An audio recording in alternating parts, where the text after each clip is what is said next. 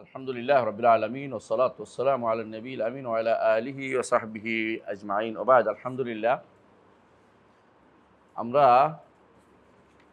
আহ, কালকে থামছিলাম যেখানে, এখান থেকে শুরু করবো। সেটা হচ্ছে 54 নম্বর ফাকরা, তাই না? ওয়ালা নাশহাদু আলা আহাদিন, এখানে না? জি।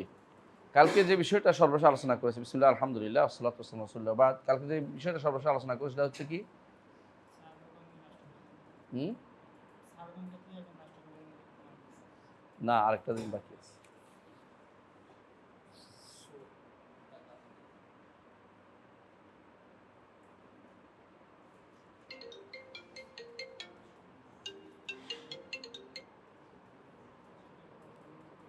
হ্যাঁ, কি বিষয় ছিল কালকে লাস্ট? কে মনে রাখতে পারছে? রাষ্ট্রপ্রধানের বিরুদ্ধে বিদ্রোহ করা, এটা তো, এটার বাইরে আরেকটা জিনিস ছিল তো।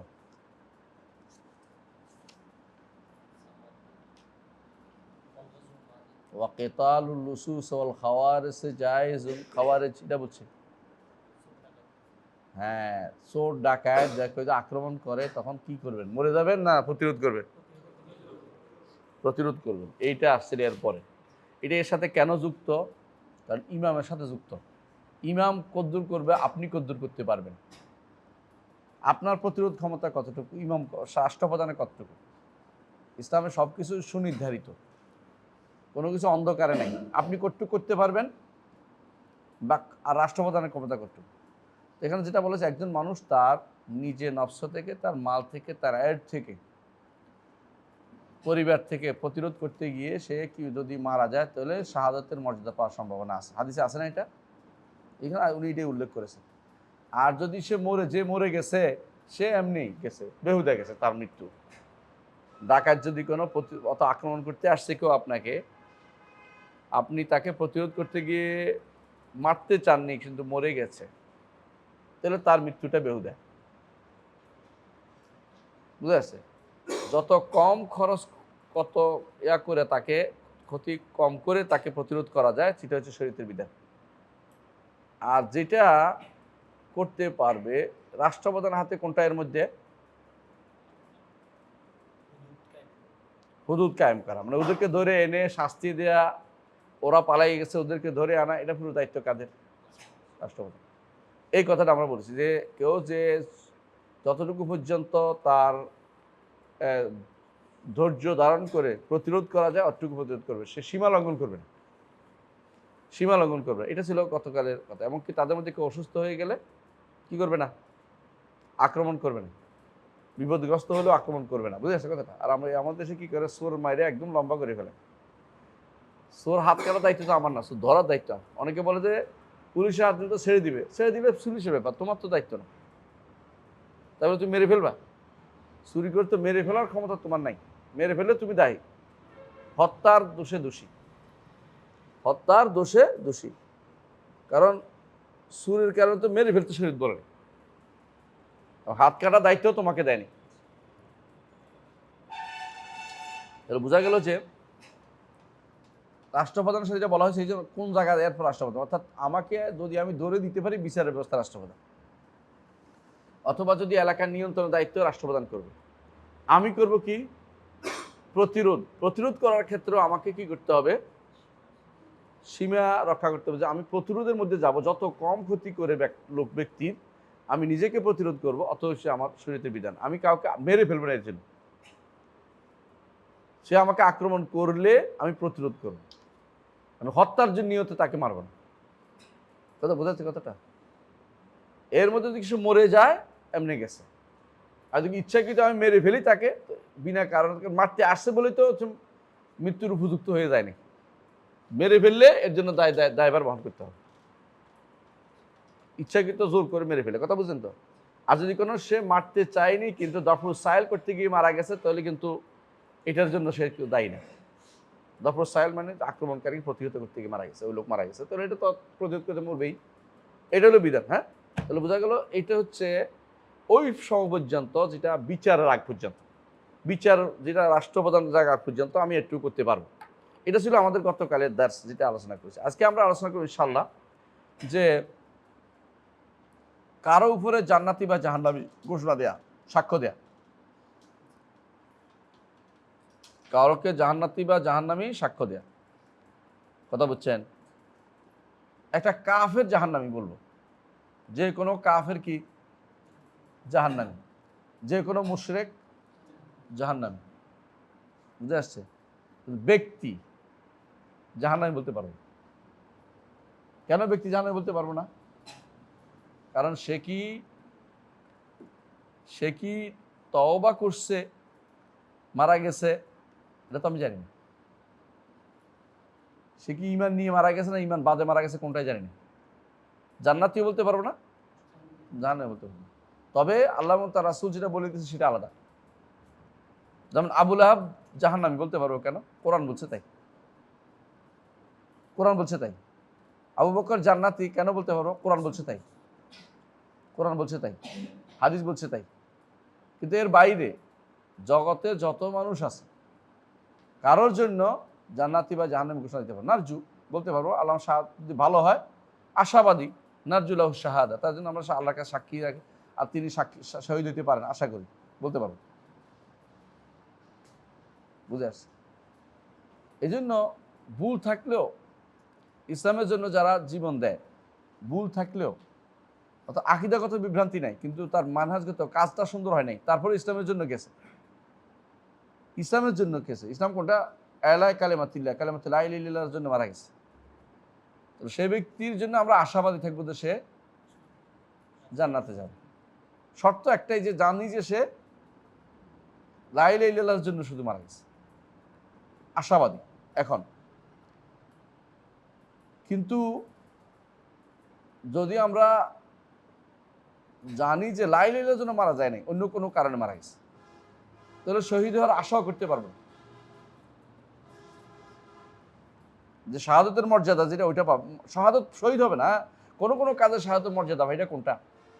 ডুবে মরে গেলে, পুড়ে মরে গেলে, পেটের পীড়ায় মারা গেলে, হ্যাঁ আলমাবতুন, হ্যাঁ সে রোড অ্যাক্সিডেন্ট মারা গেলে কি শহীদ হবে? কে কইছ তোরে? হাদমা, গারকা, হারকা, পড়ে মারা গেলে, ডুবে মারা গেলে, অথবা পড়ে মরে গেলে, উপর থেকে পড়ে, হ্যাঁ হাদমা, উপর কিছু পড়ে তারপর মরে গেছে, অথবা গারকা ডুবে মারা গেছে, অথবা পুড়ে মারা গেছে, অথবা পেটের পীড়া মারা গেছে, এগুলি হাদিসে আসছে। হ্যাঁ, তাহলে এর বাইরে আমি কাউকে শহীদ বলতে, আশাবাদী শহীদ বলতে পারবো না। এগুলি হচ্ছে, এগুলিতে শহীদ, এগুলি শহীদের হুকুম সব পাবে, কিন্তু এগুলি শহীদের দুনিয়াবি হুকুম রাখবে না। তাহলে যদি গোসল করানো যায়, গোসল করাতে হবে। আর শহীদের তো কোনো গোসল নাই, শহীদের কোনো গোসল নাই। কিন্তু এই তো এগুলি হুকুম হইলো, এগুলি কিন্তু হুকুম মানে হচ্ছে শহীদ মর্যাদা পাবে, কিন্তু শহীদ হয়ে যাবে না। কথা বুঝছেন তো? কেউ যদি ফজর নামাজের পরে বসে থাকে আর জিকির আজকার করতে থাকে, সূর্য উঠে 2 রাকাত নামাজ পড়ে, কি হয়? পূর্ণ হজ, পূর্ণ উমরার সওয়াব। তাই বলে কি হজ উমরা হয়ে গেছে? হ্যাঁ, কেউ কুলওয়ালা 3 বার পড়লে তো, হ্যাঁ একবার পড়লে কোরআনের 3 ভাগের 1 ভাগ, তাই না? হিসাব করে আবার 3 বার পড়লে তো পুরো কোরআন হয়ে যাওয়ার কথা। তাই বলে 3 বার কোরআন শরীফ পড়ে কোরআন খতম হয়ে গেছে, তাই না? এটা তো আর হবে না, এই চালাকি চলবে না। এটা হলো, একটা হলো সওয়াব পাওয়া, একটা হলো সত্যিকারের শহীদ হওয়া, তাই না? তো সত্যিকারের শহীদ যারা, ওদের ব্যাপারে, যাদের ব্যাপারে আমরা জানছি যে এদেরকে জান্নাতি, তাদেরকে বলবো জান্নাতি জাহান্নামী, যেটা কোরআন সুন্নাহয় আসছে, তাই না? এর বাইরে কারো জন্য শহীদ হওয়ার সাক্ষ্য দিতে পারবো না, যতক্ষণ যদি জানি যে তারা আল্লাহর কালেমা, এলাই কালেমাতিল্লাহ, কালেমাতুল্লাহর অর্থ বুঝছে, প্রতিবাদ করতে গেছে যে শিরিক যেন না হয়। শর্ত এটা, আল্লাহর জগতে আল্লাহর বিধান, আল্লাহর ইয়ার সাথে শরিক, আল্লাহর সাথে কোনো শরিক যেন না হয়, সেটা তার রুবুবিয়তে হোক বা উলুহিয়তে হোক বা আসমা সিফাতে হোক। আল্লাহ তাআলা তাওহীদের সাথে, তাওহীদের বিরোধী প্রবণতা বন্ধ করার জন্য চেষ্টা করতে গিয়ে লোকটা মারা গেছে, নারজু, তারপর আমরা আশাবাদী তিনি শহীদ হবেন। এর বাইরে জগতের প্রত্যেকটি কাজের মধ্যে নারজু করে শহীদের আশা করতে পারবেন না। শুধুমাত্র যারা ওই 4-5 জনের কথা যারা বলছে উপর থেকে পড়ে মারেছে, এরা বলছে আশা করবে যে তারা শহীদের মর্যাদা পাবে, সওয়াব পাবে। কিন্তু শহীদের আশাবাদ শহীদ হবে এটা বলতে পারবো না। এই জন্য অমুক শহীদরা বলা যাবে না, অমুক শহীদ এটা বলা যাবে না, কথা বুঝছেন তো? কারণ শহীদ অর্থ বলা অর্থ হলো জান্নাতি হুকুম দেয়া। হাদিসে আছে রাসূলুল্লাহ সাল্লাল্লাহু আলাইহি ওয়াসাল্লাম বলেছেন, শহীদের রক্ত মাটিতে পড়ার আগে আল্লাহর দরবারে কবুল হয়ে যায় জান্নাতের জন্য। আর শহীদের ব্যাপারে কোরআন কি বলেছে? বালা হিয়াউন ইনদা রাব্বিহিম ইরযাকুন। হাদিসে বলা হয়েছে যে জান্নাতের ঝাড়বাতিগুলোতে, শহীদের রূহগুলি ঝাড়বাতিগুলোতে, জান্নাতের ঝাড়বাতিগুলোতে কি করে? ঘুরে বেড়ায়। আরশের নিচে শেষে জান্নাতের ফল বাগানে ঘুরে বেড়ায়, শেষে আরশের নিচে ঝাড়বাতি আছে এখানে এসে আশ্রয় নেয়। কারা? রূহগুলো, শহীদের রূহগুলো। এগুলিতে শুধু যে ব্যক্তি কালিমাতু লা ইলাহা ইল্লাল্লাহর জন্য, মান কাতালা লিতাকুনা কালিমাতুল্লাহি আল উলিয়া। আর কালিমাতুল্লাহ কোনটা? লা ইলাহা ইল্লাল্লাহ। এটা বুঝতে হবে। যারা লা ইলাহা অর্থ বুঝেনি, যতই তারা মরে যাক কাজ হবে না। এর বাইরে যত কিছুই বলে কাজ হবে না। লা ইলাহা ইল্লাল্লাহ আগে, সবার আগে। বুঝে আসছে কথাটা? অন্য যে কোনো কিছু যেন মারা গেলেই শহীদ হবে না। প্রথম কাজ হচ্ছে অবশ্যই যেন লা ইলাহা ইল্লাল্লাহর জন্য মারা যায়, তাহলে শহীদের মর্যাদা পাবে। এর বাইরে কাদের জন্য আর সাক্ষী দেওয়া যায় জান্নাতে? নবীদের। নবী তো আর আসবে না, নবী তো আর আসবে না। এর বাইরে সিদ্দিক কারা তো আমরা বলতে পারবো না। আমাদের কাছে সিদ্দিকের ঘোষণা আসছে কয়জনের সম্পর্কে? রসুল হাদিস দিয়ে লা ইয়া বিনতা সিদ্দিক কারে বলছে? আবু বকরকে রসুল নিজে বলেছে লা ইয়া বিনতা সিদ্দিক, তাই তো? বিনতা সিদ্দিকের মেয়ে, ঠিক বল, এটা না, তুমি যা বলছো এটা না। তাহলে শুধু সিদ্দিক বলছে কাকে? আবু বকরকে। আল্লাহ কোরআনে একজনকে সিদ্দিকা বলছে, তিনি কে? মারিয়াম উম্মুহু সিদ্দিকা। তারপরে আমাদের জন্য আয়েশা রাদিয়াল্লাহু আনহা সিদ্দিকা। আল্লাহ তাকে আরশের উপর থেকে সত্যবাদী ঘোষণা করেছেন। এখন এদের বিরুদ্ধে যারা কথা বলে শিয়ারা, তাদেরকে আপনি কি বলবেন? এমন কোনো শিয়া নাই, বর্তমানে এমন কোনো শিয়া নাই যে আয়েশা রাদিয়াল্লাহু আনহাকে অপবাদ না দেয়। এমন কোনো শিয়া নাই। শিয়ারাই বলে, যারা হেদায়েত প্রাপ্ত হয়েছে, এমন কোনো শিয়া নাই যারা এটা বিশ্বাস করে। আমরা তো, ওরা বলে যে ওরা নাকি বিশ্বাস করতেই বলে। হেদায়েত প্রাপ্ত হওয়ার পরে তারা স্বীকার করছে এটা যে আমরা তো এই বিশ্বাস সবাই করে। এটা শিয়াদের কমন বিশ্বাস, একটা কমন বিশ্বাস আছে না, ওইটার বিশ্বাস তাদের। যদি আপনাকে না বলে এটা তাকিয়ে করছে, তাকিয়ে করলে সওয়াব হয়, জন্য লুকাইছে, লুকোচুরি বলে এটাকে। আপনাকে যে কোনো কথা বলে ধোঁকা দিলে সওয়াব হয়, ধোঁকা দিবেই তারা। আর কি কাজে জান্নাত যেতে পারে? নেক। নেক কাজ কারটা কবুল হয়েছে, কারটা হচ্ছে, কারটা নেক হচ্ছে, আমরা তো বোঝাতে কোনো উপায় নেই। তাহলে কি কারণে জান্নাতের সার্টিফিকেট দেব? এটাই বলা হয়েছে এখানে, ওয়ালা নাশহাদু, বড় বিসমিল্লাহির রহমানির রহিম ওয়ালা নাশহাদু আলা আহাদিন মিন আহলিল কিবলাতি বিআমালিহি ইয়া'মালুহু বিজান্নাতিন ওয়ালা নারজু লিস-সালিহ ওয়া নাখাফু আলাইহি ওয়া নাখাফু আলাল মুসিই আল-মুদনিব ওয়া নারজু লাহু রাহমাতাল্লাহ। মাশাআল্লাহ, সুন্দর। বলতেছে কি? আহলুল কিবলা। আহলুল কিবলা কারা? যারা সালাত আদায় করে তারা আহলুল কিবলা। সালাত আদায় করে না, আহলুল কিবলা হয় না। সে যে আহলুল কিবলা বোঝা যাবে কেমনে? সালাতের মাধ্যমে। মক্কাকে কিবলা মানে এটা বললেও হবে না, মানা তো বোঝা যাবে কি দিয়ে? সালাতের মাধ্যমে। আহলুল কিবলা শর্তই হচ্ছে যে সবাই সালাত আদায়কারী হবে। যারা বলে যে আহলুল কিবলা বা কলেমা গো বা কলেমা কিবলা অনুসারী, এরা কিবলা অনুসারী বুঝে না। কিবলা অনুসারী হচ্ছে যারা কিবলার দিকে ফিরে সালাত আদায় করে। যারা সালাত পড়ে না তারা কিবলার অনুসারী না, আহলুল কিবলা না। বুঝলেন তো? এই জন্য সালাত না পড়লে কাফের হয়, তারা আহলুল কিবলা হয় নাই। আহলুল কিবলা হলে এই জন্য হাদিসে যেটা বলা হয়েছে, মান সাল্লা সালাতানা ওয়াস্তাকবালা কিবলাতানা, সালাত রাখছে, কিবলা রাখছে, দুইটাই। ওয়া আকালা যাবিহাতানা ফাযালিকাল মুসলিমুল্লাযী আলাইহি জিম্মাতুল্লাহি ওয়া জিম্মাতু রাসূলিহি ফালা তাগফিরুল্লাহ ফি জিম্মাতি। যার জিম্মাদারি পড়ে যায়, যে ব্যক্তি বিপরীতটা করবে না, কিবলার দিকে ফিরে সালাত আদায় করছে, আমাদের মতো সালাত আদায় করছে। আমাদের মতো সালাত বুঝেন তো? আমরা যেরকম সালাত রাসূলুল্লাহ সাল্লাল্লাহু আলাইহি ওয়াসাল্লাম শিখাই সেরকম সালাত। শিয়াদের সালাত কিরকম দেখছেন কেউ? কিরকম? আমাদের মতো? কিরকম বুঝেন, দেখছেন কোনোদিন? না, সেজদা কাঠের উপর, এটা তো আরো শিরক পরের কথা, এর আগে ইমাম নিচে থাকে, এটা ওইটা হচ্ছে আরেকটা জিনিস আছে। আমরা কি করি? আল্লাহু আকবার বলি না, এরপরে কি করি? বুঝছি, সানা পড়ি তো, সূরা ফাতিহা পড়ি তো, এরপরে কি কোরআন তেলাওয়াত করি। ওরা কোরআন তেলাওয়াত করে না? হ্যাঁ, কি জানি বলে অনেকগুলি কথা, অনেকগুলি আলে বাইতের কথাবার্তা বলে কতক্ষণ, বুঝছেন তো। এরপরে হাত তোলা দিয়ে দোয়া করে অনেকক্ষণ পর্যন্ত, আমাদের মতো না, দোয়া করতে থাকে। দোয়া করে রুকুতে যায়, উঠে, এরপর সেজদা যায়, উঠে। সেজদার মধ্যে যেটা এটা বললাম না, বুঝছেন তো। মানে এরা কোনোদিনই আমাদের সালাত পড়ে না, কোনোভাবে মিলে না। এই জন্য মদিনায় গেলেও দেখবেন যে ওরা ভিন্ন কাতার করতেছে, ভিন্ন সালাত পড়তে, দেখবেন নামাজে আসলে মিলে না একসাথে কোনোভাবে।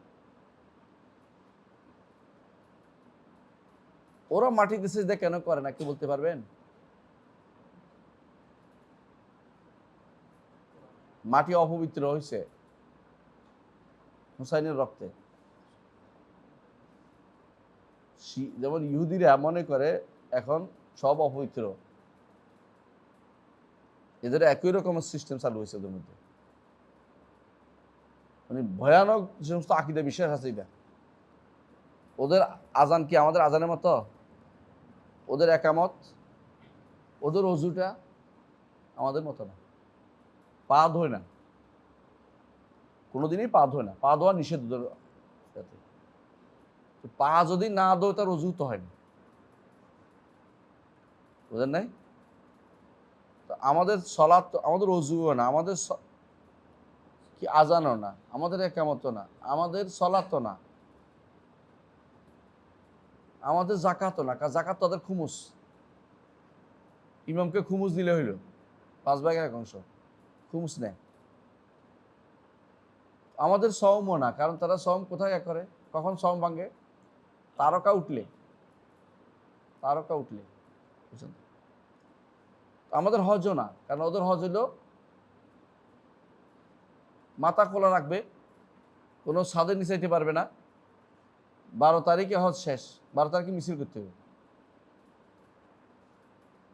আমাদের সাথে কোন দিকে মিলছে এটা? কালেমা তো আমাদের কলেমা এক না। আপনি শুনে দেখেন ওদের কলেমা কি কয়। আশহাদু আল্লা ইলাহা ইল্লাল্লাহ ওয়া আশহাদু আন্না মুহাম্মাদান রাসূলুল্লাহ ওয়া আশহাদু আন্না আলিয়ান ওয়ালিয়াল্লাহ ওয়াসিউল্লাহ, এরপর অনেকগুলো ওলি আলী। কলেমা তো ভিন্ন। আমাদের কোন জায়গায় এক আছি? এক জায়গায় খুঁজে বের করতে হবে। সালাতের মধ্যে আমরা রুকুতে গেলে ওরা সিজদা চলে যায় একসাথে, নিয়ম। কারণ ওদের নিয়ম হচ্ছে আহলে তাসান্নুন, আমাদের বলে উল্টা গালি গালাজ করে আহলে তাসান্নুন। আহলে তাসান্নুনের বিরোধিতা করতে হবে। তো শব্দ এটা ওরা নিজেরাই বলে আমাদের কাছে, আহলে তাসান্নুন, আল তাসান্নুন, তুমি আহলে তাসান্নুন গোষ্ঠী, মানে এটা হলো এটা। ওরা বিশ্বাস করে আমরা কাফের, যারা শিয়া নয় তারা কাফের, যারা শিয়া নয় তারা কাফের, এটা বিশ্বাস করে তারা। এটা আমরা বলি না, ওদের লোকেরাই বলে। যে কোনো লোক যদি মনে করে যে শিয়ারা মনে করে আপনি ইমানদার, তো ঠিক না। কারণ হচ্ছে কি জানেন, তাহলে শিয়া হওয়ার দাবি কই?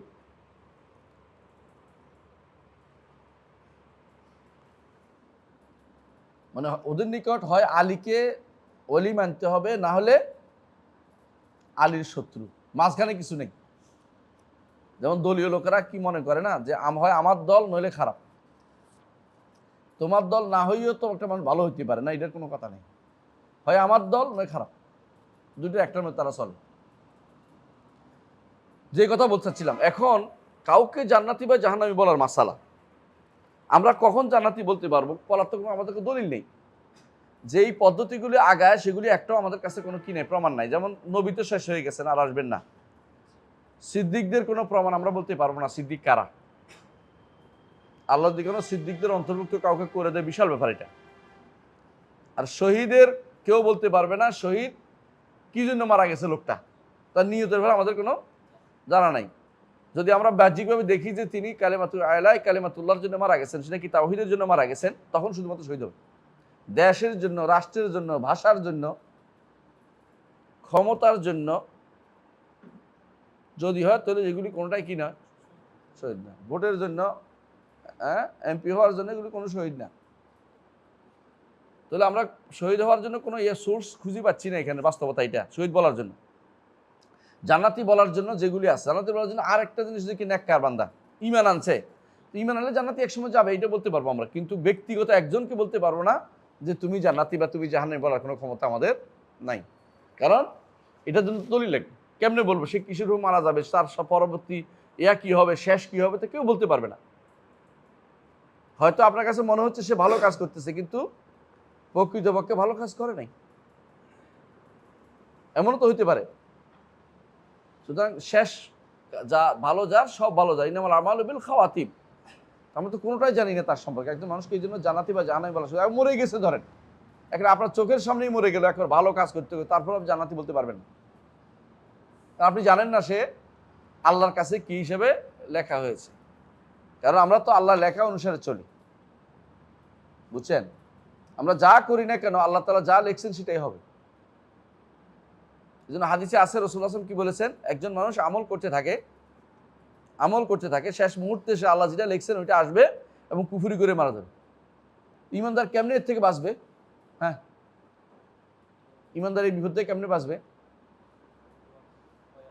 হ্যাঁ, দোয়া, ইয়া হাইয়্যু ইয়া কাইয়্যুম বিরহমাতিকা আস্তাগীথ আসলিহ লি শা'নি কুল্লাহ ওয়া লা তাকিলনি ইলা নাফসি তারফাতা আইন।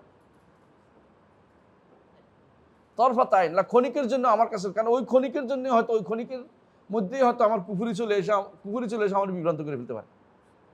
এক দোয়া। 2 নম্বর হচ্ছে আমৃত্যু ইবাদতে লেগে থাকবে, ওয়াবুদ রাব্বাকা হাত্তা ইয়াতিয়াকাল ইয়াকিন। 3 নম্বর হচ্ছে বিনয়ী থাকবে, অহংকার করবে না। অহংকার যদি থাকে, মিসকাল যাররাতিন মিন হাব্বাতিন মিন খারদাতিন মিন কিবির, সে জান্নাতে প্রবেশ করবে না। অহংকার কখন আসে জানেন? হক যদি কোনো ঠেলে দেয়, মানুষকে অবজ্ঞা করে, সে ব্যক্তি অহংকার। বাতারুল হককেও গামতুন নাস, রাসূলুল্লাহ সাল্লাল্লাহু আলাইহি ওয়াসাল্লাম বলেছেন। তাহলে বোঝা গেল যে আমরা কাউকে নির্দিষ্ট করে জান্নাতি বলতে পারি না, ঠিক জাহান্নামী বলতে পারি না। জাহান্নামী বলার জন্য তো আমার জানতে হবে যে তার কি লেখা হয়েছে, কোন কিতাবে লেখা হয়েছে তার নামটা, অথবা কোনো কিতাব দিয়ে পেতে হবে। আত্তালা আল গায়বা ইত্তাখাযা ইনদার রহমানি আহদা, যে কোনো সময় জান্নাতি বা জাহান্নামী বা কোনো একটা সংবাদ, গায়েবের বিষয়, একটা ভালো বা মন্দ জানার জন্য সোর্সটা কি? দুইটা। একটা কি আমরা বলেছিলাম, মনে আছে আপনাদের? ওয়াহি। আরেকটা কি? সত্যবাদী সংবাদ, যেটা কোরআনে কারিমে আল্লাহ তাআলা বলছেন সূরা আহকাফের 3 নম্বর আয়াতে, ইতুনি বিকিতাবিন মিন ক্বাবলি হাযা আও আথারাতিন মিন ইলমিন ইন কুনতুম সাদিকিন। ইতুনি বিকিতাবিন মিন ক্বাবলি হাযা আও আথারাতিন, আগের কোনো কিতাবে আছে কিনা, কিতাবে আসছে কিনা, ওহিতে, আও আথারাতিন মিন ইলমিন, অথবা কোনো আলেম বলে গেছে কিনা, অর্থাৎ আলেম মানে নবীরা বলে গেছে কিনা, ইলমের যেটা, দুটো একটা, হয় কিতাব বা নবী, কোরআন বা সুন্নাহ, সোজা কথা এটাই। এর বাইরে তো আমাদের কোনো বানার সুযোগ নেই। তাহলে এই জন্য কাউকে জান্নাতি বা জাহান্নামী বলার কোনো সুযোগ নেই। এই জন্য আপনারা অনেকে বলে যে অমুক অমুক শহীদ, অমুক শহীদ অমুক, এটা কোনটাই বলতে পারবেন না। আসলে যদি দ্বীনের জন্য মারা যায়, সর্বোচ্চ কি বলতে পারবেন? আশা করি যদি দেখেন যে সে আসলেই মারা গেছে কিসের জন্য, কালিমাতুল লা ইলাহা ইল্লাল্লাহর জন্য। আমাদের দেশে যারা মারা গেছে, ৭১ হোক বা ৪৭ হোক বা ভাষার জন্য হোক, বা এগুলি সব কি লা ইলাহা ইল্লাল্লাহর জন্য মারা গেছে? কত পার্সেন্ট লা ইলাহা ইল্লাল্লাহর জন্য মারা গেছে? আমরা কিন্তু কারো বিরোধিতা করছি না, বোঝানোর জন্য বলতেছি। এটা আকলমানদের ইশারা যথেষ্ট। আরবরা বলে আল্লাবিব তাকফিল ইশারা, বুঝেন নাই? আপনি কথায় কথায় কাউকে যে শহীদ বানিয়ে ফেলবেন, এটা শরীয়ত অনুমতি দেয়নি। বলি হয়েছে, শহীদ যে মর্যাদা সেটা আপনি পাবেন না। শহীদ বলাই ওর জান্নাতি বলা, কাউকে সিদ্দিক বলা, মর্যাদাটা, শহীদ বলা বা নেককার বলা, এটা আমাদের দায়িত্বের ভিতরে পড়ে না। রাসূলুল্লাহ সাল্লাল্লাহু আলাইহি ওয়াসাল্লামের কাছে সাহাবী যখন বলেন ওয়াল্লাহি ইন্নী লা আরাহু মুমিনান, আমি তোকে ঈমানদার পাচ্ছি, রাসূল বললেন যে আওয়া মুসলিমান, মুসলিম বলো। ঈমানদার বলার অর্থ কি? জান্নাত সার্টিফিকেট দেয়া। কারণ ঈমানদার জান্নাতে চলে যাবে। ঈমানদার কোনদিন আটকেবে না। আটকেবে কে? মুসলিম। মুসলিম আটকিবে, কিন্তু মুমিন আর মুহসিন তো আটকেবে না। এই জন্য দুইজনের কাউকে তুমি মুমিন, একেবারে মুমিন বলার কোনো অধিকার তোমার নাই। বলতে হবে কি মুসলিম, আশাবাদী মুসলিম। মুসলিম আর ইমানের পার্থক্য কি? হ্যাঁ বলেন। বাহ্যিকের হলে কি হয়? মুসলিম। আর মুমিন হলো? তাহলে মুসলিম কি বিশ্বাস ছাড়াই হয়? একজন মুসলিম কি বিশ্বাস ছাড়া মুসলিম হতে পারে? না না, আমি আপনাদেরকে পার্থক্য বলছিলাম, কে মনে রাখছে দেখি? তলহা বাদ, তলহা ছাড়া আর কে বলবে? হ্যাঁ আহসানতা, হ্যাঁ ওইখানে আসতো। হ্যাঁ,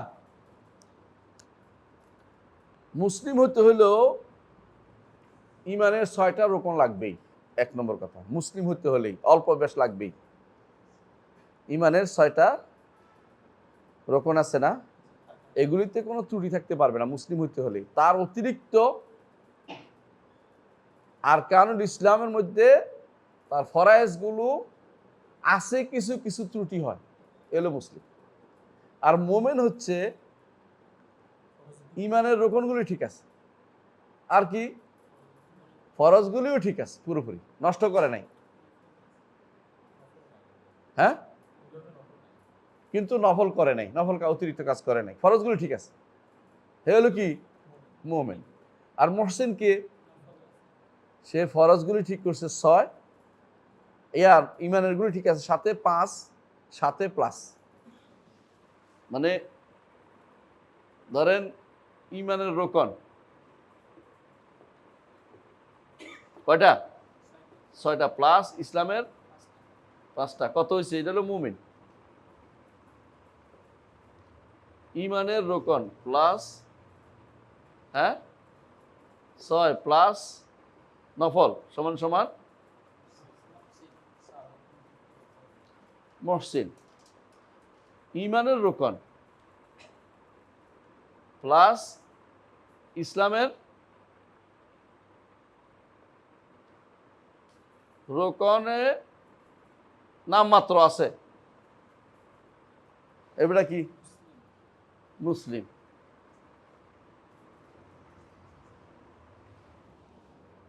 কথা বলছেন? এই পার্থক্যটা ওই সময় যখন একসাথে আসবে, আর যদি না আসে একসাথে, তাহলে একটা একটা জায়গা দখল করে,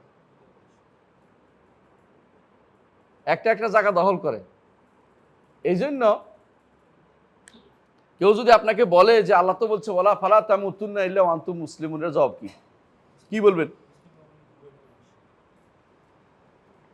এখানে মুসলিম মুমিন উভয়টাকে বুঝাইছে, কারণ এখানে তো মুমিন আলাদা আসে নাই, একসাথে আসে নাই। কথা বুঝছেন? পার্থক্য বুঝছেন তো? যদি মুসলিম মুমিন একসাথে আসে, তার অর্থ হচ্ছে একটা হচ্ছে পূর্ণ, একটা হচ্ছে ইমানের দাবি পূর্ণ করেছে, একটা হচ্ছে ইমানের দাবি পূর্ণ করার পরে বাড়তি কাজ করেছে, আরো নফল কাজ করেছে, এটা হলো কি মুহসিন। আর মুসলিম হচ্ছে ইমানের দাবি পূর্ণ করেছে, কিন্তু ইসলামিক ফরায়েজের মধ্যে তার সমস্যা, গুনাহ করছে বেশি। আল্লাহ যেটা বলছে কোরআনে কারিমে, সুম্মা আওরাসনাল কিতাব আল্লাযীনা ইসতাফাইনা মিন ইবাদিনা ফামিনহুম যালিমুন লিনাফসিহি। যালিমুন লিনাফসিহি এটা কারা? মুসলিম। অমিনহুম মুকতাসিদ, মুমিন। অমিনহুম সাবিকুম বিল খায়রাত, মুহসিন। সূরা ফাতিরের কত নম্বর আয়াত জানি? 31 মনে হয়, দেখিনি। সূরা ফাতিরের। এজন্য কোরআনে কারিমে আল্লাহ তাআলা বারবার যারা গুনাহগার তাদেরকে বলেছেন ওয়াখারু খালাতু আমালান সালিহান ওয়া আখরা সাইয়্যান আসাল্লাহু আন ইয়াফু আনহু। তাদেরকে আল্লাহ ক্ষমা করে দিবেন আশা করা যায়। এরা কারা? মোমেন, মুসলিম, ভালো করছে মন্দও করছে, কিন্তু ইমানের খলল নাই। ইমানে যাদের ত্রুটি আছে তারা কোন জান্নাত যেতে পারবে। এই জন্য আমরা ইমানের কথাই পড়াই। ইমানটারে আমরা আকীদা নাম দিয়েছি। আকীদা না বললে ইমান বললেও আপনার বুঝবেন এটা ইমানে। আকীদা না বললেও ইমান আপনার লাগবেই। ইমানে যদি কারো ত্রুটি হয় সে কোনো জান্নাত যেতে পারবে না। কথা বলছেন কিনা? আর ইমানের জিনিসটা হলো একটা জিনিসের নাম নয়, এর হচ্ছে অনেকগুলো জিনিসের নাম মিলে ইমান হয়। এর অর্থ হলো সব কিছুই কিছু কিছু পাওয়া যেতে হবে আপনার মধ্যে। কেউ যদি বলে যে আমি আল্লাহকে রব মানছি, সব ঠিক আছে, কিন্তু আমি তাকদির মানি না, জান্নাতি হবে? কোনোদিন জান্নাত যেতে পারবে না। ইমানও মুজমাল আছে, মুফাসসাল আছে। মুফাসসাল যার আছে সে মর্যাদায় বেশি। যার মুজমাল আছে, মুজমালটা কি? আমানতু বিল্লাহি ওয়া মালাইকাতিহি ওয়া কুতুবিহি ওয়া রুসুলিহি ওয়াল ইয়াউমিল আখির ওয়াল কদরি খাইরিহি ওয়া শাররিহি। মৌলিকভাবে বলছি, বিস্তারিত জানে নাই, তার মূলটা আছে। এর মধ্যে একটা যদি বাদ পড়ে যায়, যে কোনো একটা, তাহলে সে চিরস্থায়ী জাহান্নামে। কথা বুঝছো কি? ইমান যেটাকে বলে এইটার কম পাওয়া গেছে, মানে কমতি, একেবারে রাই পরিমাণ, অল্প পাওয়া গেছে। কিন্তু ইমান যেটা বলে এটা পাওয়াই যায় নাই, এটার মধ্যে ত্রুটি হয়েছে, তাহলে সে ইমানদারই না, এক রাই পরিমাণ ইমানও তার নাই। অজু আছে না, অজু বুঝেন তো? একজন মানুষ সুন্দর রূপে অজু করছে, তিনবার করে, তাই না? হাদিসে আছে না? এইটা হলো একদম মহসেন অজু, আহসানা ফিল অজু। আরেকটা হলো ফরজগুলি আদায় করছে, নফলগুলি সুন্নতগুলি করে নাই, কোনো ত্রুটি করে নাই, সে ব্যক্তি মুমিন মার্কা অজু। বুঝে আসছে? মুসলিম মার্কা অজু, মুসলিম। তাহলে এখন যে ব্যক্তি একটা ফরজ ছেড়ে দিছে, বাকিগুলি সুন্দর করে এই করছে, হ্যাঁ, অজু করছে, নাম মাত্র অজু বলা যাবে? রাই পরিমাণ অজু বলা যাবে? নাই। কথা বুঝছেন তো? অনেকে হাদিসগুলো ভুল বুঝে, বলে যার মধ্যে রাই পরিমাণ ইমান আছে সে জান্নাতে যাবে, হাদিসে আসছে।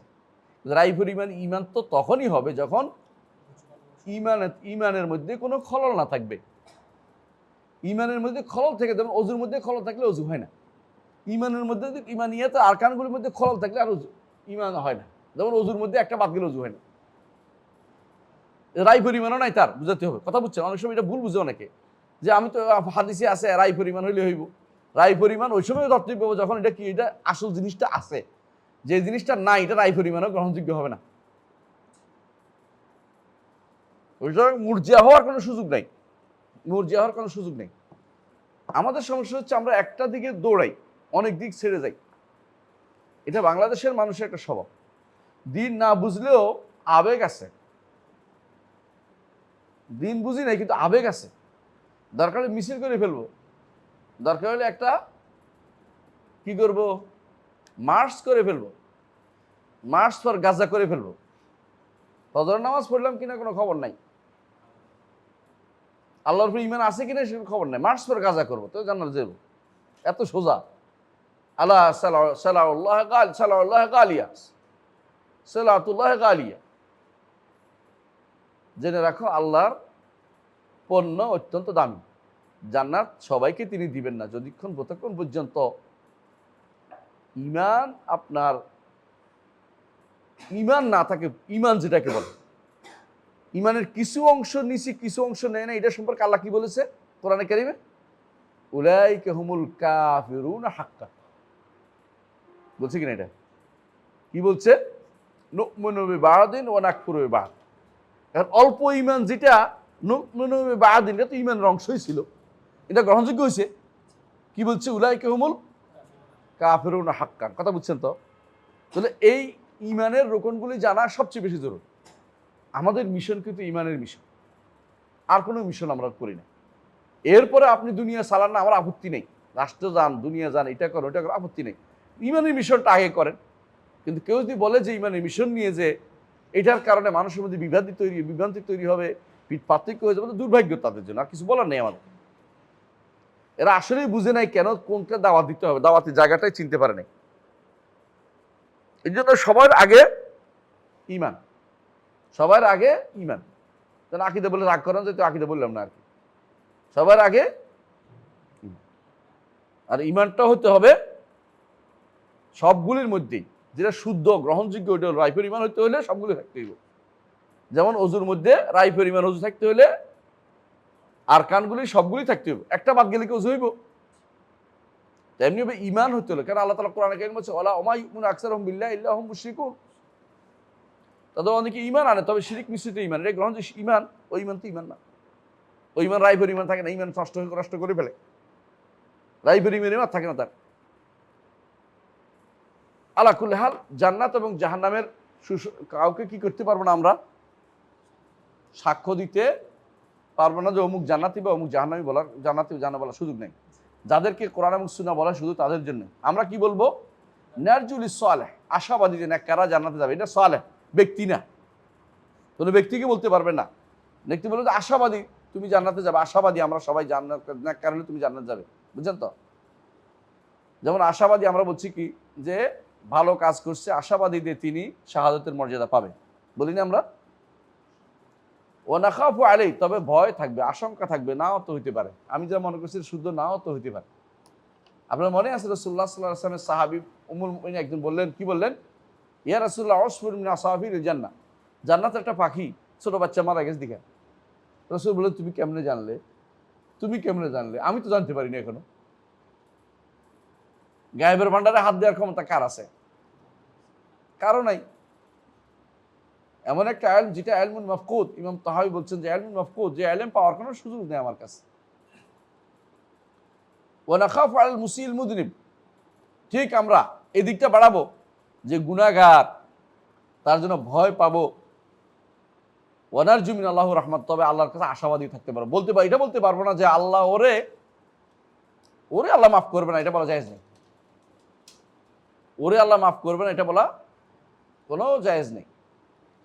যদি না দেখেন যে আপনি তার, সে ব্যক্তি শিরিক বা কাফের অবস্থা মারা গেছে, এটা আলাদা কথা। যে কোনো কাফের কেউ, তারপরে ওকে একজন নির্ধারিত বলতে পারবেন না, নির্ধারিত কোনো ব্যক্তিকে বলতে পারবেন না। বলতে হবে যে কাফের যদি কুফরিতে মারা গিয়ে থাকে, তার জন্য সে জাহান্নামে যাবেই যাবে। কিন্তু যদি কোনো সে গুনাহগার হয়, জাহান্নামে বলতে পারেন, বলতে আশাবাদী, সে আল্লাহ ভয় আছে, আশঙ্কা আছে, তবে আমি আশাবাদী আল্লাহ তারা ক্ষমাও করতে পারেন, আল্লাহ রহমত আসতে পারে তার। কোনোদিনই বলতে পারবো না যে এত বড় গুনাহগার, পাপিষ্ঠ, তার কি জান্নাত আছে, এগুলো বলতে বলা জায়েজ নেই। এটা বলা জায়েজ নেই। কেউ কেউ বলছে যেটা অমুক যদি জান্নাতে যায়, আমি জান্নাত টিকিট বিক্রি করে জাহান্নামে চলে যাবো, এগুলো কুফরি কথা, এগুলি ফালতু কথাবার্তা। আবেগ দিয়ে ইসলাম চলে না, আবেগ দিয়ে ইসলাম চলে না। আপনি যদি তার কুফরি প্রমাণ করতে পারেন, বলবেন যে হ্যাঁ এটা কুফরি করছে, এই জন্য জাহান্নামে, এটা আলাদা কথা। অমুক জান্নাতে গেলে আমি জান্নাতের টিকিট বিক্রি করে জাহান্নামে চলে যাবো, আউযু বিল্লাহ। দুনিয়ার মানুষকে জান্নাতে আপনার সমস্যা কোথায়? ঈমান নিয়ে যদি যেতে পারে, সে, আমরা জানি না ঈমান নিয়ে গেছে কিনা, তো তার যে বক্তব্য তাতে কুফরি ছাড়া কিছুই নেই, আলাদা কথা। কুফরি ভর্তি। আবু বকর ওমরকে যারা খেয়ানতকারী বলতে পারে, সরাসরি বলছে, তার বক্তব্য শোনেন, তো সমস্যা। মুনাফিক যদি বলতে পারে, আপনি কি করবেন ওদেরকে? আয়েশা রাদিয়াল্লাহু আনহা সম্পর্কে তারা যা বলে, এগুলি মুখে উচ্চারণ করতে পারবেন না। অথচ আল্লাহ তাকে কোরআনে কারীম বলছেন, ইন্নাল্লাযীনা ইয়ারমুনাল মুহসানাতিল মুমিনাতিল গাফিলাত, হ্যাঁ, লুইনু ফিদ দুনিয়া ওয়াল আখিরাহ, দুনিয়া আখিরাতে মালউন, অভিশপ্ত। আল্লাহ সবাই এর পরেরটা পড়েন। হ্যাঁ, ومن لقي الله بذنب يجب له به النار تائبا غير مصر عليه فإن الله عز وجل يتوب عليه والله يقبل التوبة عن عباده ويعفو عن السيئات। যে ব্যক্তি আল্লাহর সাথে সাক্ষাৎ করবে এমন গুনাহ নিয়ে যা জাহান্নাম ওয়াজিব করে দেয়, কিন্তু তওবা করে গেছে, আবার এই গুনাহটা করে নাই, আল্লাহ তাআলা তাকে তার তওবা কবুল করবেন। হ্যাঁ, তার তওবা কবুল করবেন তিনি, এবং তার গুনাহ মাফ করে দিবেন, এটা আমরা বিশ্বাস করি। তওবা করলে ফাইন্না তাওবাতা তাজুব্বু মা কানা ক্বাবলাহা, হাদিসে আছে, হাদিসে আছে। আবার আছে আত-তাইবু মিনাজ যামবি কামান লা যামবা লাহু। সুতরাং এই নীতি আমরা বিশ্বাসী। জি, ومن لقيه وقد أقيم عليه حد ذلك الذنب في الدنيا فهو كفارته كما جاء في الخبر عن رسول الله صلى الله عليه وسلم। আর যার উপরে হদ কায়েম করা হচ্ছে দুনিয়ার বুকে, গুনাহ করছে, হদ কায়েম করা হচ্ছে, বুঝছেন তো? যদি উইলিংলি তওবা করে হদ মেনে নেয়, তো সে বড় ধরনের তওবা করছে।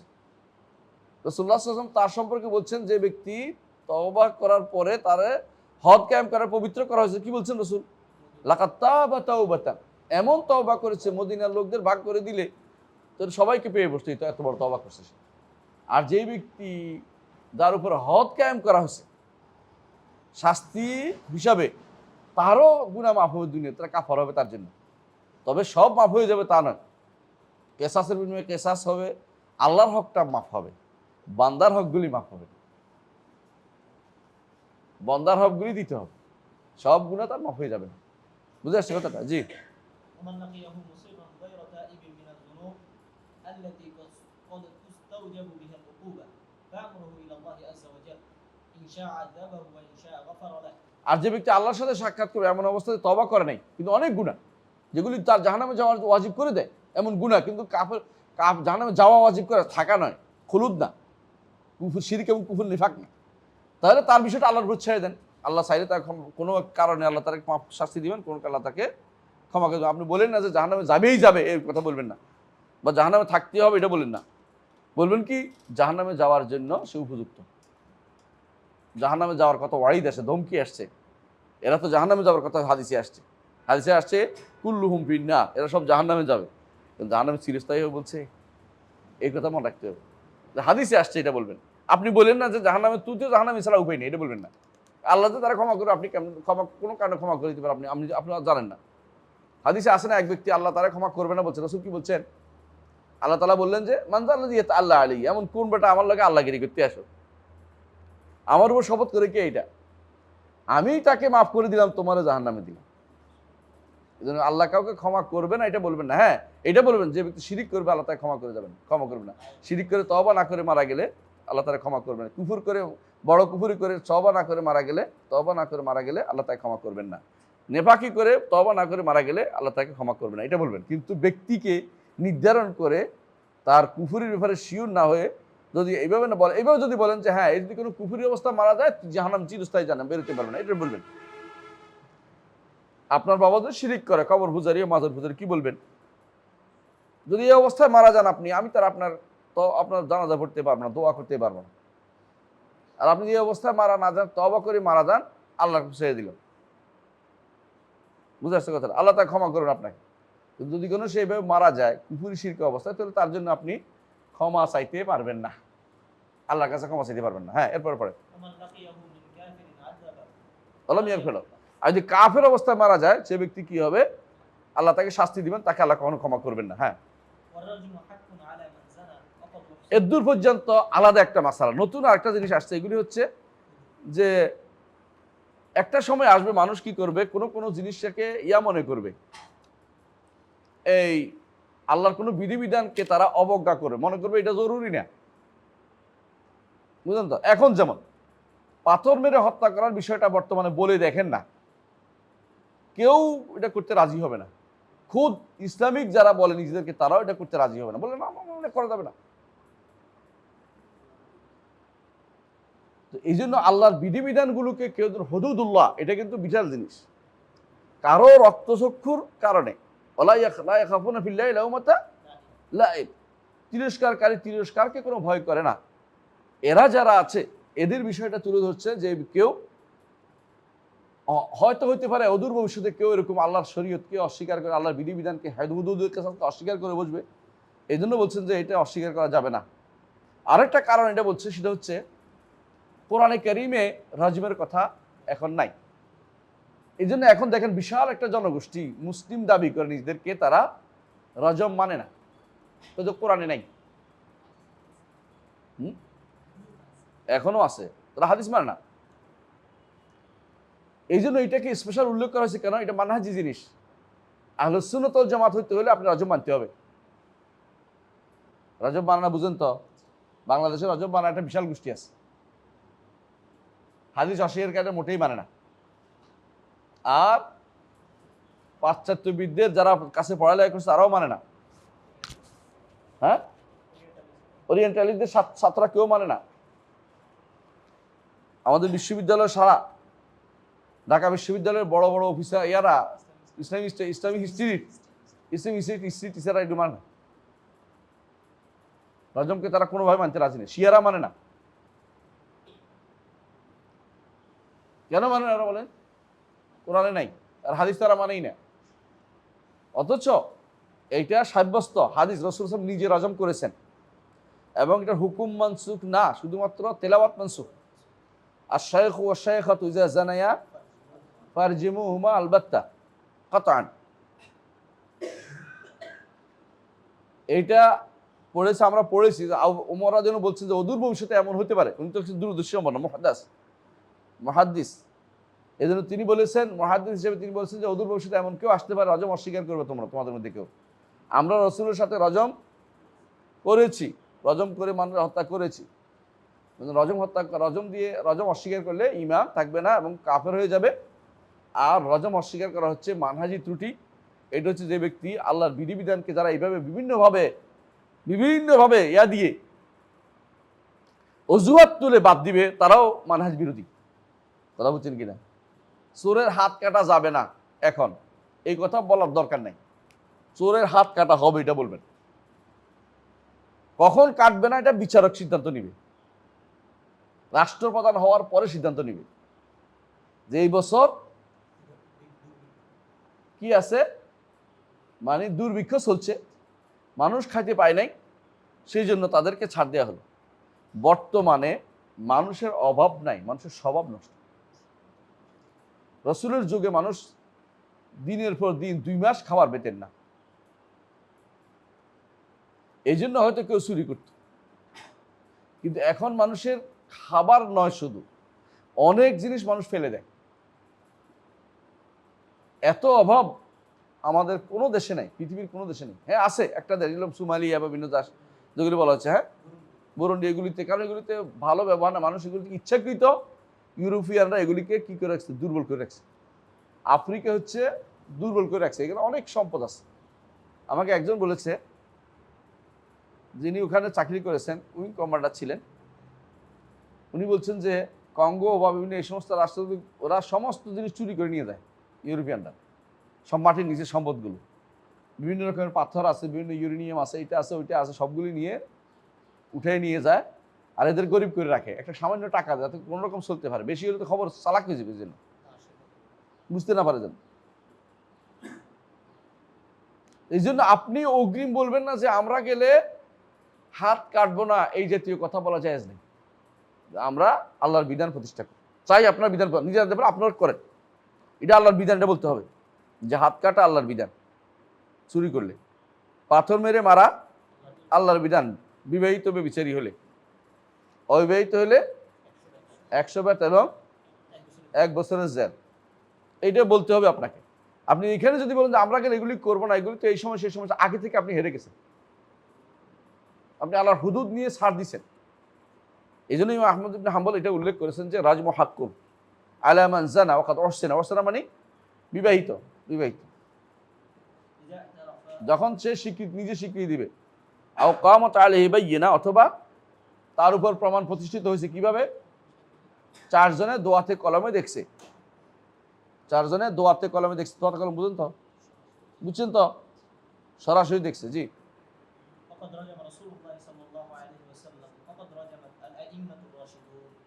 রাসূলুল্লাহ সাল্লাল্লাহু আলাইহি ওয়াসাল্লাম রজম করেছেন, এবং আবু বকর, ওমর, ওসমান তারাও কি করেছেন? রজম করেছেন। হ্যাঁ, তারপর আগান। এবার আরেকটা মানহাজ, এগুলো হুদুদের মাসা আসে, তাই না? কার হুদুদ যেন না হয়, এটাও মানহাজি প্রশ্ন সবটাই। এখন হচ্ছে সাহাবায়ে কেরামের ব্যাপারে যদি কোনো কেউ খারাপ কথা বলে, তখন কি বিধান? এটাও কি মাসালা? এটা মানহাজ। হ্যাঁ বলেন।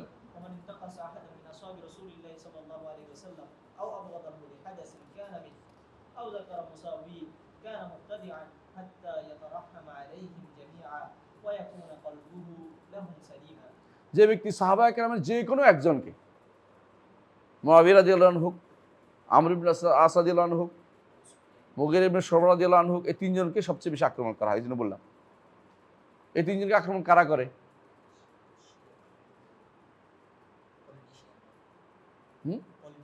পলিটিশিয়ানরা।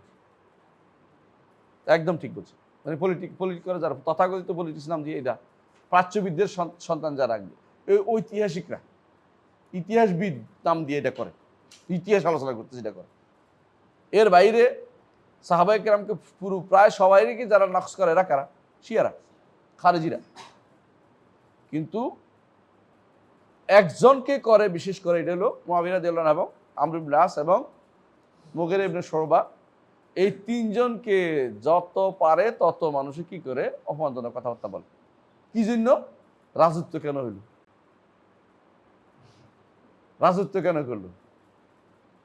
রাজত্ব কেন করলো এর দায় দায়িত্ব কারো উপরে চাপানো যাবে না।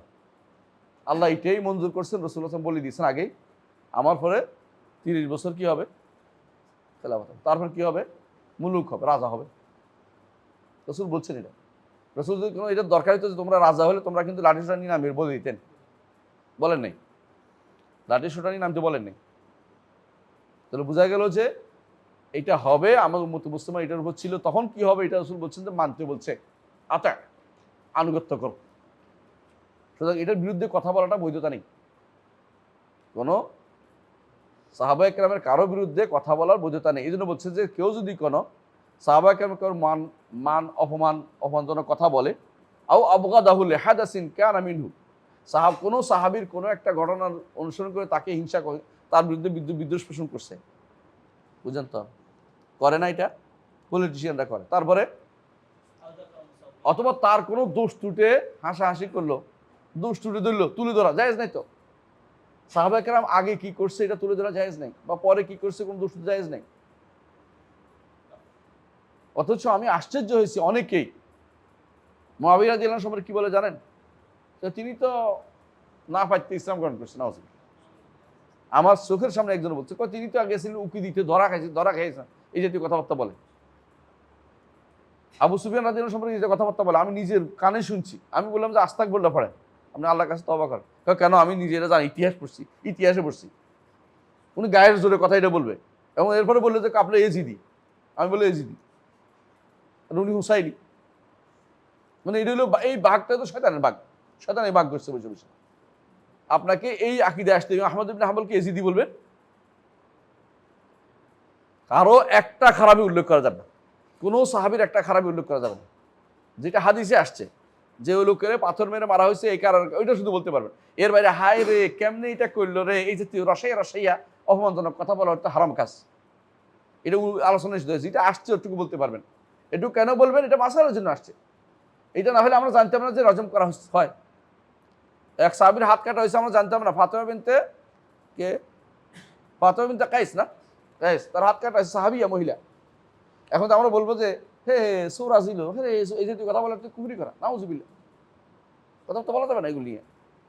যে বলতে হবে যে ওনার হাত কাটছে, উনি এটার মাধ্যমে আল্লাহ তাআলা আমাদের বলে দিলেন যে শরীফ হোক আর দরাদি হোক, বড় লোক হোক আর সাধারণ মানুষ হোক, তার কি করতে হবে? হক তাদবিক দিতে হবে। কারণ রাসূলুল্লাহ সাল্লাল্লাহু আলাইহি ওয়াসাল্লাম বলেছেন, শুধু ফাতেমা যদি ফাতেমা বিনতে মুহাম্মদ চুরি করতাম তার হাত কেটে দিতাম। তাহলে বোঝা গেল যে এটা কোনো সাহাবীকে খারাপভাবে উল্লেখ করা যাবে না, তার দোষ ত্রুটি থাকলেও বলা যাবে না। যদি করে কি হবে? মাসাওয়ি অর্থ কি তার মাসাওয়া আছে, মানে খারাপ কিছু আছে, আছে, কিন্তু বলা যাবে না। যদি করে কি হবে? কানা মুবতাদিআ, সে বেদাতি হবে। হাত্তা ইয়াতারাহমা আলাইহিম জামিআন, সমস্ত সাহাবীর উপরে রহমতের দোয়া করতে হবে, রাদিয়াল্লাহু আনহুম বলতে হবে, আমি ও আরদাহু, আমিও সন্তুষ্ট, আল্লাহ সন্তুষ্ট হোক, আমিও সন্তুষ্ট। আমার উস্তাদ শেখ আব্দুল মোহসেন আব্বাদ হাফিজাহুল্লাহ সবসময় বলতেন রাদিয়াল্লাহু আনহু আরদাহু, রাদিয়াল্লাহু আনহু আরদাহু, আরদাহু বাড়াতেন। কেন? আমিও সন্তুষ্ট। আপনি অভ্যাস করবেন এটা, রাদিয়াল্লাহু আনহু আরদাহু, আল্লাহ তার উপর সন্তুষ্ট, আমিও তার উপর সন্তুষ্ট।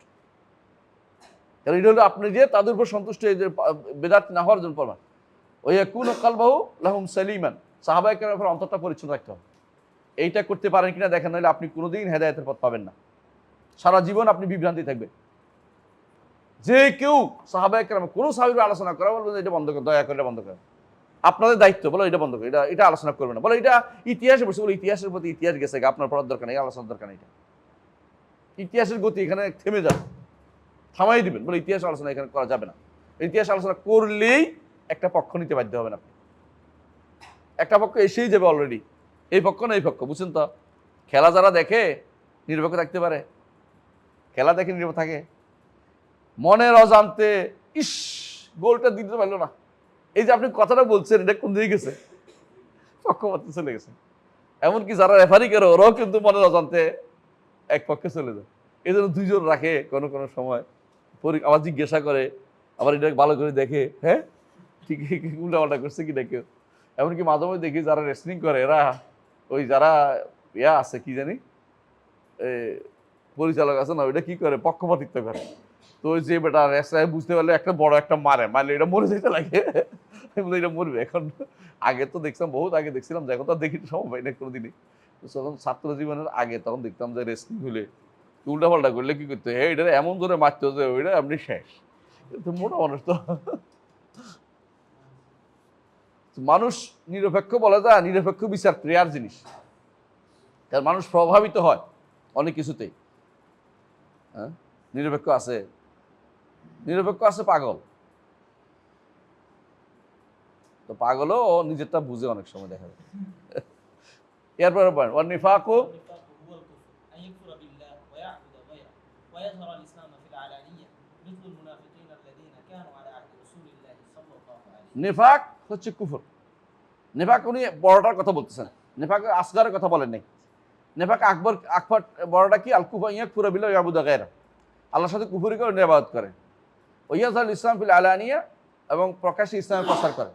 যে মুসলিম মাসাল মুনাফিকিন, মিসল মুনাফিকিন, যেমন রাসূলুল্লাহ সাল্লাল্লাহু আলাইহি ওয়াসাল্লাম যুগে যে সমস্ত মুনাফিক ছিলেন। হ্যাঁ, وهذه الأحاديث التي جاءت ثلاث من كنا فيه فهو منافق هذا على التغليظ. হ্যাঁ দেখছেন তো, فيها كما جاءت জামাজাত ওলা নুফাসসারাহা, অর্থাৎ আমরা যেভাবে সেভাবে বলবো যে এরা মুনাফিক। আমরা বলবো না যে না না না মুনাফিক না, মুনাফিক না, রাসূল তো মুনাফিক বলতে পারেন না, এই জাতীয় কথাবার্তা বলবো না, মুনাফিক। কিন্তু আমরা ভালো করে জানি যে তাগলিজে আসছে, এটা দ্বারা কাফের হয়ে যায়নি। যে তিনটি জিনিস পাওয়া গেলে, তিনটি কি কি?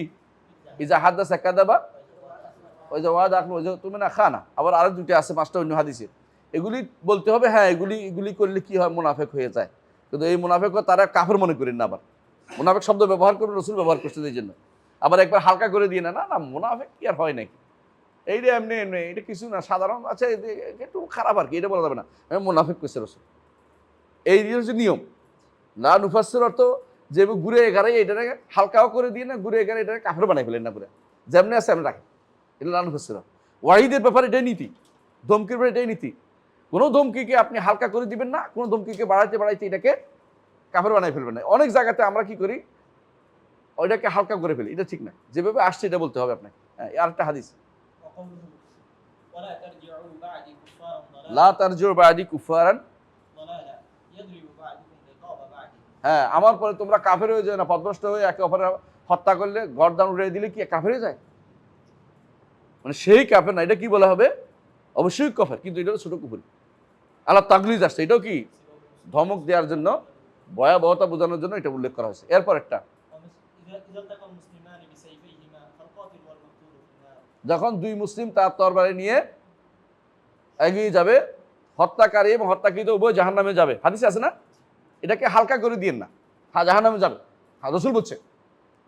যদি রসুল, যদি আল্লাহ চান, এটা আলাদা কথা। এটা আবার বলে দিয়ে না যে আরে জাহান্নামে যাকে যাইবে কিনা, জাহান্নামে তো হয়তো ইমানদার তো জান্নাতে যাবে, ইত্যাদি ইত্যাদি কথা বলার দরকার নেই আপনার। এটাকে দমকির উপর রাখেন, তাকলিজের উপর রাখেন। আহমদ ইবনে হাম্বলের এই মানহাজটা হচ্ছে সালাফি মানহাজ, বুঝলেন তো কথাটা? আপনি এটাকে একেবারে কাফের বানাই দিয়ে চিরস্থায়ী জাহান্নামে বলেন না, আপনি বলেন যে রসুল বলছে জাহান্নামে যাবে, এটা হচ্ছে নিয়ম। রসুল বলছে জাহান্নামে যাবে, সাবধান, তাই এত করে মানুষ অন্যায়ের ভিতরে প্রবৃত্ত না। আবার এটা হালকা করে দিন না যে চিরস্থায়ী জাহান্নাম কি আর হবে নাকি, ইত্যাদি বলার দরকার নেই আপনার। আবার এটাও বলেন না যে না না এটা গুনাহগার হবে, আবার এটা বলে একটা চিরস্থায়ী জাহান্নাম, এটাও বলেন না। দুইটাই বলেন, মাঝখানে রাখেন, যেটা বলছি এটা আমাদের রাখেন। এই যে ওয়াইদের আয়াতগুলো, কিন্তু আপনি শিওর থাকতে হবে তাকলিজের জন্য আসছে, এগুলি চিরস্থায়ী জাহান্নামের জন্য আসে, কারণ ইমানদার কখনো চিরস্থায়ী জাহান্নামী হয় না। জি ও মাসাল, سباب المسلم فسوق وقتاله كفر. হ্যাঁ এটাও কুফর। এই কুফরকে কি বলা হয়? কুফরুন দুনা কুফর। এগুলিকে রসুল হাদিস যে বলছে কুফরুন বলছে, আপনিও কুফরুন বলবেন। জি, ومثل من قال لأخيه يا كافر فقد باء بها أحدهما. এও আরেকটি উদাহরণ দিচ্ছে, এগুলি সবগুলি হাদিস। কেউ যদি বলে তার ভাইকে হে কাফের, তো একজন একজন হবে, এর যদি কাফের জাহান্নামী হয়ে গেছে, এইটা হলো মাসালা। আরেকটা ধরেন, হ্যাঁ ওমাসল কুফরুম বিল্লাহি তাআলা تبرؤ من نسب ওইন দাক্কা ও কাফারা বিল্লাহি তাআলা, কুফরুম বিল্লাহি তাআলা তাবাররু মিন নাসাবিন। কেউ যদি কোনো নিজের নসব অস্বীকার করে সেও কুফরি করলো, এটাও হাদিসে আসছে সম্ভবত, তাই না? কোথায় আসছে জানি না হাদিসটা। হ্যাঁ হাদিসটা আসছে মনে হয়, আখরাজাহু ইমাম আহমদ ফি মুসনাদি। তাই এই কেউ যদি কোনো নিজের নসব অস্বীকার করে সেও কুফরি করছে, হাদিসে আছে। এর অর্থ হচ্ছে এগুলিতে আপনি ছোট কুফর বলতে পারেন, কিন্তু আপনি এটাকে হালকা করে দিবেন না, আবার একটা বড় কাফের হিসেবে জাহান্নামী বলে দিবেন না। তবে তাকলিদ যেন আসছে তো এটা যেন না করে, এটা বলবেন যে আল্লাহ যদি চায় তাকে জাহান্নামী চিরস্থায়ী করতে পারে, জাহান্নামী দিতেও পারে, আবার আল্লাহ ক্ষমা করে দিতে পারে, এটা বলার দরকার নেই। হাদিসে আসছে তাকলিদের কথা, এটাই বলবেন। ক্ষমা করে দেওয়ার কথাটা আপনি আর বলার দরকার নেই, কারণ আপনি এটা আসবে কোন দিকে, সাধারণ নীতিতে যাও মুসলিম চিরস্থায়ী জাহান্নামী হয় না সেই হিসেবে, কিন্তু আপনি তাকে একবারে ক্ষমা করার কথাটা এখানে বলে দিয়ে না, কারণ তাহলে সে অন্যায়ের ভিতরে প্রবৃত্ত হয়ে যাবে। কথা বুঝছেন তো? জি। ونحو هذه الأحاديث مما قد صح وحفظ فإنا نسلم له وإن لم نعلم تفسيره ولا হ্যাঁ, نتكلم فيه ولا نجادل فيه এখানে তাফসির দ্বারা বুঝছেন তো, এই তাফসির কিন্তু অর্থ না, এই তাফসির হচ্ছে এটা মাআল, মানে সর্বশেষ পরিণতি কি হবে এটা আমরা জানি না, তবে অর্থগুলো আমরা বুঝি, এগুলো এইভাবে রাখবো আমরা। হ্যাঁ, ولا نفسر هذه الأحاديث إلا بمثل ما جاءت ولا نردها إلا ওলা নারুদ্দ ইল্লা বিহাক্কি মিনহা, বিহাক্কা মিনহা, মানে এরকম যেভাবে আসছে এইভাবে অর্থ করব, এটাকে কোনোভাবে হালকা করে দিব না, অথবা এটা কোনো আরো কঠিন করে উল্লেখ করব না, যেভাবে আসছে সেভাবে অর্থ বুঝবো এবং আমরা এই মানুষকে সাবধান করবো যে এটা কিন্তু কঠিন ধমকি আসছে এভাবে। قال ومن الإيمان الاعتقاد بأن الجنة والنار مخلوقتان قد خلقتا كما جاء عن رسول الله صلى الله عليه وسلم دخلت الجنة ইমানের মধ্যে সর্বশেষ একটা, এটা কিন্তু আগে হওয়ার কথা ছিল, এতক্ষণ যেগুলো হচ্ছে মানহাজি কথা, এখন আবার ইমানের কথা আসছে শেষে, শেষ কথা এটা হলো, কারণ আখিরাতের কথা তো এই জন্য ইমানের মাসালা যে এটা বিশ্বাস করতে হবে জান্নাত ও জাহান্নাম কি সৃষ্ট হয়ে আছে। হ্যাঁ, সৃষ্ট হয়ে আছে, সৃষ্ট এবং সৃষ্ট হয়ে আছে, এগুলি মাখলুক এবং সৃষ্ট হয়েই আছে অলরেডি। যেমন রাসূলুল্লাহ সাল্লাল্লাহু আলাইহি ওয়াসাল্লাম বলছেন আমি জান্নাতে প্রবেশ করেছি, সেখানে একটা কি দেখছি, কসর দেখছি, এবং জান্নাতে প্রবেশ করেছি সেখানে কি দেখছি, কাউসার। হ্যাঁ, কাউসার দেখছি। রাসূলুল্লাহ সাল্লাল্লাহু আলাইহি ওয়াসাল্লাম বলছেন আমি জান্নাতে প্রবেশ করেছি, সেখানেও দেখছি মহিলারা এর মধ্যে বেশি। আমি জান্নাতে প্রবেশ করেছি, সেখানে দেখছি এইটা এক অংশ খেয়ে ফেলতেছে দেখছি। আমি জাহান্নাম দেখছি, এটা এক অংশ খেয়ে ফেলতেছি, এটা ইত্যাদি যে সমস্ত হাদিসগুলি আসছে, এটা কি প্রমাণ করে, জান্নাত এবং জাহান্নাম সৃষ্ট জিনিস এবং এখনো সেগুলো আছে, অলরেডি আছে। এটা অস্বীকার করে কে? মুতাজিলারা। মুতাজিলা বর্তমানে কারারে? শিয়ারা, খারেজিরা, জায়দিরা, সবগুলি মুতাজিলা। শিয়া, খারেজি, জায়দি সবগুলি মুতাজিলা। কথা বুঝছেন? সবগুলি মুতাজিলা। বর্তমান শিয়ারা সবগুলি মুতাজিলা। তারা কোরআনকে মাখলুক বলে। আর মুতাজিলাদের একটা গ্রুপ আছে উপমহাদেশে, তারা কোরআনকে মাখলুক বলে, আশারি মাতুরিদি। যদিও তারা এই মাসালাতে আহলে সুন্নাহর সাথে আছে, এরা এই মাসালাতে কোনটা জান্নাত জাহান্নাম মাখলুক এটা স্বীকার করে। হ্যাঁ, এরপর শেষ করে আমরা এখন শেষ করে দিব। أنهما لم تخلقا فهو مكذب بالقرآن যে কেউ মনে করবে যে কোরআন জান্নাত জাহান্নাম সৃষ্টি হয় না, সে ব্যক্তি কোরআনে মিথ্যারোপকারী এবং রাসূল সাল্লাল্লাহু আলাইহি ওয়াসাল্লাম হাদিসকে অস্বীকারী। হ্যাঁ, ওয়ালা আহসিবু ইউমিনু বিল জান্নাতি ওয়ান নার, সে আসলে জান্নাত আর ঈমান আনে না। আমরা আরেকটু বলে শেষ করব ইনশাআল্লাহ। হ্যাঁ, ومن مات من أهل القبلة واحدا يصلى عليه ويستغفر له যে ব্যক্তি আহলুল কিবলা যদি হয়, সালাত আদায় করে তার জন্য সালাত করা, পাঠ করা হবে এবং তার জন্য ইস্তেগফার করা হবে। ওয়ালা ইয়াহজাবু আন ইস্তেগফার বন্ধ করা যাবে না, ক্ষমা চাইতে হবে তার কাছে, আল্লাহর কাছে। কি এটা মানে কি, আল্লাহুম্মা গফির লাহু ওয়ারহামহু ওয়াআফি ওয়ারফু আনহু বলি না ওইটা। ওয়ালা ইউতরাকু সালাতু আলাইহি লিযামবিন আযম, যে কোনো গুনার কারণে তার গুনাহ ছেড়ে দেয়া, তার উপরে কি করা যাবে না, তার জানাজার সালাত বাদ দেওয়া যাবে না, সগীরান কানা ওয়া কাবীরান। ওয়া নুফাউযু আমরা আল্লাহর কাছে দেব, যে বাকি গুনার কাজে আল্লাহ দেখবে, আমার কিন্তু গুনার কারণে সালাত বন্ধ করব না, আমার বন্ধ করব না, কি জানাজা পড়ব না, বন্ধ করা যাবে না। আশা করি বিষয় বুঝে আলহামদুলিল্লাহ। এর মাধ্যমে আমরা আজকের দার্স শেষ করলাম। আখিরুস সালাম, আলহামদুলিল্লাহ, সুবহানাকাল্লাহু ওয়া বিহামদিকা, আশহাদু আল্লা ইলাহা ইল্লা আনতা, আস্তাগফিরুকা ওয়া আতুবু ইলাইক। আসসালামু আলাইকুম ওয়া রাহমাতুল্লাহি।